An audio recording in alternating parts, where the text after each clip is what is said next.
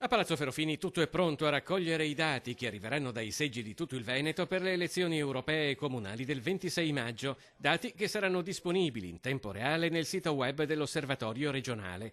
Tradizionalmente però per le consultazioni europee si registra un'affluenza minore rispetto alle politiche, quindi la lettura dei dati non può essere la stessa. Le europee va a votare un 20, 30, a volte anche di più per cento in meno rispetto alle elezioni politiche.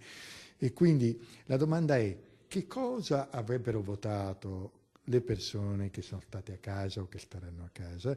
Quindi un metro per valutare questo è ragionare più in valori assoluti che in valori percentuali e vedere quanto ogni partito ha perso in valori assoluti rispetto alle ultime elezioni politiche. Ma non c'è solo la possibile minore affluenza di elettori alle urne. In generale, per quanto riguarda le amministrative, sono in calo anche le candidature. In tanti comuni c'è addirittura una sola lista presentata, quindi la difficoltà di avere persone che si impegnano a livello comunale come amministratori.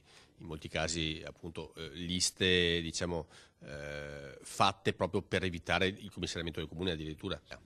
Manca la materia prima, vale a dire i candidati.